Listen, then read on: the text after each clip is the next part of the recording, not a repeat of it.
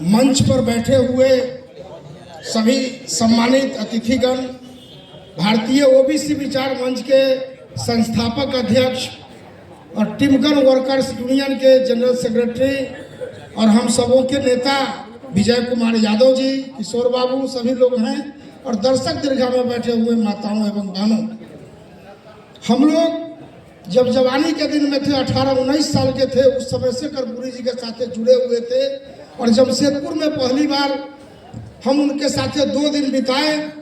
छीक पानी से बगल में टोंटो एक जगह है जहां मजदूरों के ऊपर गोली चली थी, सीमेंट कारखाना में, और एक मजदूर वहां मर गया था।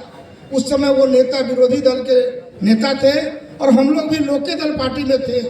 हमारा जो राजनीतिक शुरुआत हुआ है सोशलिस्ट पार्टी के ज़माना से, और उस समय हम लोग छात्र सभा के अध्यक्ष थे यहाँ पूर्वी सिंहभूम जिला के। तो चूंकि उनके साथ 2 दिन हम समय बिताए थे और चाईबासा के सर्किट हाउस में थे। आप सभी लोग जानते होइएगा कि चाईबासा का जो सबसे बड़ा पैसा वाला आदमी है उसका नाम है सीताराम रूटा। हम लोग वहाँ के सर्किट हाउस में टिके हुए थे और कर्पूरी जी से विनम्र आग्रह कर रहे थे कि आज मेरे यहाँ जो है सो रात में भोजन होगा। बहुत रिक्वेस्ट किए, लेकिन बड़े आदमी के यहाँ तो आजकल का जो नेता लोग हैं वो पैर छूते रहता है। लेकिन मैं कर्पूरी जी का एक संस्मरण सुना रहा हूँ। कर्पूरी जी बोले कि मेरा खाना, जबकि गेस्ट हाउस में खा सकते थे, बोले नहीं, रामचंद्र मिस्त्री जो नाई जाति के आदमी थे और हमारे सोशलिस्ट पार्टी के आदमी थे, बोले कि हम रामचरित्र मिस्त्री जी के यहाँ खाना खाएंगे।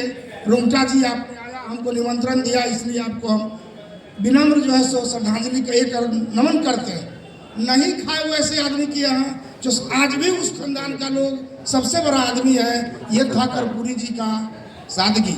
उनकी बेटी का जो शादी हुआ था तो रोशन लाल भाटिया जो पहले कांग्रेस के नेता थे, बाद में हम लोगों के पार्टी में आए थे, रांची के बहुत बड़े धनस्य, वो 3 ट्रक सामान लेकर के गए थे कर्पूरी जी के बेटी के मान विदाई में देने के लिए, जबकि वो इतने निमंत्रण भी नहीं दिए थे बड़े बड़े लोगों को कि कैसे उनकी शादी बेटी के कहाँ हो रही है, किसी को नहीं जानकारी थी। लेकिन रोशन लाल भाटिया जब वहाँ खबर भेजवाए तो कर्पूरी जी आए और हाथ जोड़ करके बोले कि रोशन लाल जी, आप मेरे यहाँ आए हैं, मुझे बड़ी खुशी है, लेकिन ये 3 ट्रक में जो सामान आप लाए हैं वापस लेके चले जाइए। हमारी जो शक्ति है वो हम अपने बेटी को जो है सो दे करके विदा कर दें। ऐसे थे जननायक कर्पूरी ठाकुर। और जो हमारे पूर्व के वक्ता लोग थे, ये जो बोल रहे थे, तो उस पर मैं प्रकाश डालना चाहता हूँ। वो कोई नौकरी के लिए किसी के यहाँ नहीं गए थे, वो फर्स्ट डिवीजन से मैट्रिक जब पास किए, तो उस जमाना में फर्स्ट डिवीजन होना बहुत बड़ी बात थी। पितौझिया गांव में जहां वो जन्म लिए थे, उसी गांव में जमींदार थे, सत्यनारायण सिंह उनका नाम था। उनके यहाँ उनके पिता गोकुल ठाकुर लेकर के गए और बोले कि मालिक, उनके पिताजी बोले मालिक, ये मेरा बेटा है कर्पूरी, ये मैट्रिक फर्स्ट डिवीजन से पास किया है, इसको कहीं भी नौकरी लगवा दीजिए। तो वो इस तरह से अपमानित किया सत्यनारायण सिंह, बोला कि अच्छा तुम फर्स्ट डिवीजन से पास किया है, इधर आओ इधर आओ। अब चित्त लेट गया, अब बोलता है कि मेरा पैर दबाओ, तो कर्पूरी ठाकुर से वो पैर दबाया। ये इस तरह का जो सामंतवादी व्यवस्था थी कि आज खत्म हो गया है। हम ये जानना चाहते हैं आप लोगों से, क्या उस समय जो हम कर्पूरी ठाकुर नारा लगाते थे कि जो जमीन को जोते बोए वही जमीन का मालिक हुए, भूखी जनता अब न सहेगी, धन और धरती बट कर रहेगी, 100 पाने बांधी गांठ, पिछड़ा पावे 100 में 60, राजपाट है किनके हाथ, अंग्रेजी भाषा ऊंची जात, ऊंच जात का क्या पहचान, गिटपिट बोले नकरा तोले करे न काम, छोट जात का क्या पहचान, करे मेहनत पावे अपमान।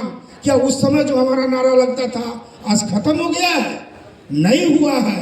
हमारे महापुरुषों के संघर्ष से पेरियार रामास्वामी नायकर, ज्योतिराव फूले, भीमराव अंबेडकर, पेरियार रामास्वामी नायकर से भी पहले हमारे गांधी जी महाराज थे, गौतम बुद्ध थे, बसवन्ना नारायण गुरु साउथ में थे, अय्यंकाली केरला में थे। उन लोगों के आंदोलन का बल है कि राजकुमार यादव ऐसा आदमी आज मंच पर भाषण दे रहा है। अगर कर्पूरी ठाकुर ऐसा लोग अंबेडकर ऐसा लोग, ज्योतिराव फुले ऐसा हो, राम मनोहर लोहिया ऐसा आदमी नहीं रहता तो गांव में हम लोग भैंस चराते रहते। इसलिए मैं उनका श्रद्धा सुमन अर्पित करता हूँ। आपको याद होगा कि उनके राज में जो है सो मैट्रिक फेल हो जाता था, हमारा पिछड़ी जाति के लोग, दलित जाति के लोग अंग्रेजी में फेल हो जाता था, तो उन्होंने अंग्रेजी की अनिवार्यता को खत्म कर दिया था। अंग्रेजी में जो फेल होगा वो फेल हो जाए, पास होगा, और उसी लिए उसको उनका नाम रख दिया था कर्पूरी डिवीजन। तो कर्पूरी डिवीजन से मैट्रिक पास हो गया, ये कर्पूरी डिवीजन कहलाता था। जो इस देश के रहनुमा लोग अपने को कहते हैं, भाग्य विधाता लोग कहते हैं, जिनकी आबादी 10% है, वो मजाक में उड़ाता था कर्पूरिया डिवीजन से पास कर गया, कर्पूरिया डिवीजन से पास कर गया। और आज भी वो सामंती ताकत गया नहीं है। भारतवर्ष में एक आदमी है उस सामंत शक्तियों से लड़ने वाला, उसका नाम है जननायक लालू प्रसाद यादव, जो आज भी झुकने का नाम नहीं ले रहा है और उन सामंती शक्तियों से लड़ने का काम कर रहा है। और कर्पूरी जी के जो अरमान था उसको इस धरती पर अगर कोई आगे बढ़ा रहा है तो उसका नाम है लालू प्रसाद यादव। और जननायक कर्पूरी ठाकुर अपने जीवन में जो किए हैं उसको हम लोग संकल्प लेते हैं कि उस काम को हम लोग आगे बढ़ाएंगे। और भी सारे लोग हैं, मैं चाहता हूं कि आप लोग एक बार नारा दीजिए जननायक कर्पूरी ठाकुर के पुण्यतिथि पर, कर्पूरी ठाकुर अमर रहे, अमर रहे, अमर रहे, कर्पूरी ठाकुर अमर रहे, अमर रहे, अमर रहे, डॉक्टर लोहिया अमर रहे, अमर रहे, डॉक्टर लोहिया अमर रहे, बाबा साहेब अम्बेडकर अमर रहे, अमर रहे, अमर रहे, ज्योतिबा फूले अमर रहे, अमर रहे, ललाई सिंह यादव अमर रहे, अमर रहे। इन्हीं शब्दों के साथ मैं अपनी बात को समाप्त करता हूँ। धन्यवाद यादव जी, आपने बहुत ही जोशीला भाषण से हमें जोश से भर दिया।